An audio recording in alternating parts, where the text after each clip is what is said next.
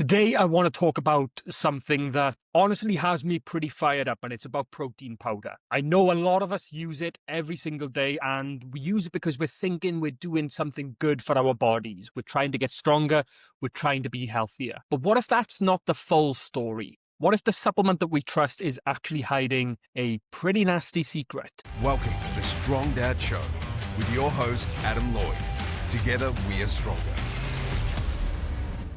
Guys, welcome back to the Strong Dad Show. I'm Adam Lloyd, and I've stumbled down a rabbit hole recently, and I have to share with you what I've found because it is very important for your health. A new report just came out from Consumer Reports, and it's a big deal. They've looked into heavy metals in protein powders, and the findings are quite, well, genuinely, they're really shocking. So it turns out that many of the most popular brands on the market are contaminated with lead. And it's not just a little bit of lead. We are talking about seriously high levels. Now, this is the crazy part.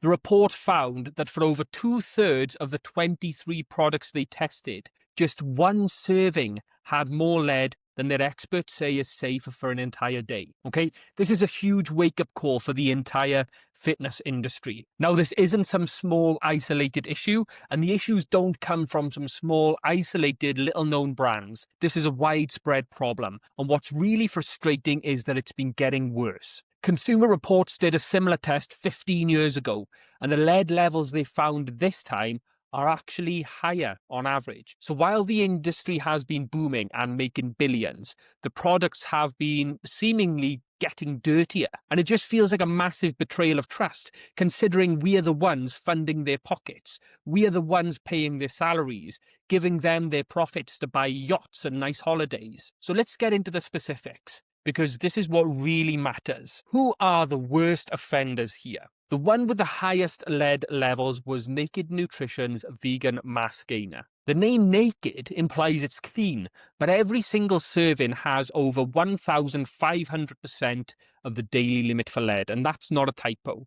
100%. It's insane. Now, here's where it really hurts. Huel's Black Edition. A lot of people use Huel as a meal replacement. It's endorsed by people like Matt Morsia from Matters Fitness, thinking that it's the pinnacle of convenient nutrition, but it tested at nearly 1,300% over the daily lead limit. Because of these numbers, the experts at Consumer Reports are flat out saying that you should not use these two products at all, ever. And it doesn't stop there. Garden of Life Sport Organic Protein and Momentous 100% Plant Protein also had really high levels, to the point where the advice for those supplements is to use them only once a week, tops. So what's the point in buying them?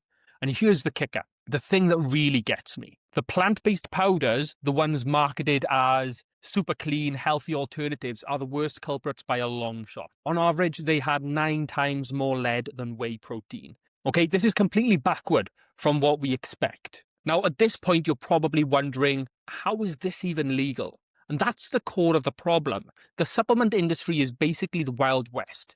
In the US, the FDA doesn't approve these products before they're sold. There are no federal limits for heavy metals in supplements. So a company can basically put a product on the shelf without proving it's safe first. And lead is no joke. It's a neurotoxin. It builds up in your body over time.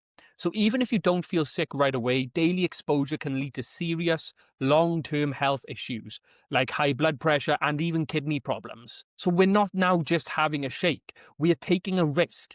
And we're taking a risk that we didn't even know about. Now, I don't want to just leave you with the bad news. The whole point of talking about this is to figure out what to do next. So here are a few practical steps that we can all take. First, check your stash. Okay, seriously now, go and look at your protein powder. Is it one of the brands I mentioned? Honestly, even if it's not, the report makes you question all of them. So my advice, if it's not one of the brands I've mentioned, hold on to it until more data comes out. If you're unsure, toss it away. If it is one of the brands I've mentioned, get rid of it straight away. I know it feels like a waste of money, but your long-term health is worth more than half a tub of used protein powder.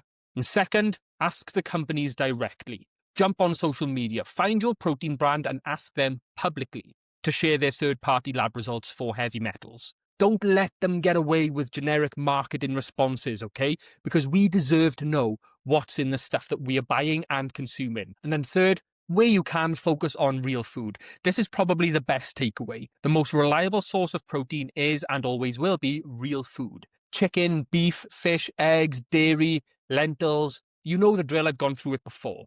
So if you really feel you need a supplement and you don't want to use the natural sources from food, you want to look for supplements that have a third-party certification. Something like NSF certified for sport, or even more popular in the UK, informed sport. So My Protein, they do an informed sport range. That's because they actually test this stuff before it's sold. And final point is, talk to your doctor. If you've been using these high-lead products every single day for years, like a lot of people have with Huel's Black Edition, it might be worth bringing it up at your next doctor's check-in. You may want to ask for a blood test, because a blood test for lead is something that you should be considering now. It's your health and you have the right to know. Now, look, I know this is probably frustrating. There's a lot of distrust out there from these large corporations. It feels like we as the consumers are the ones who have to do all the work to stay safe while they're reaping in the profits. But the more we talk about this, the more pressure we can put on the companies to clean up their act. So do me a favor, share this episode with someone who needs to hear it. We need to get this conversation started. And as always, thanks for tuning in, and I'll catch you in the next one.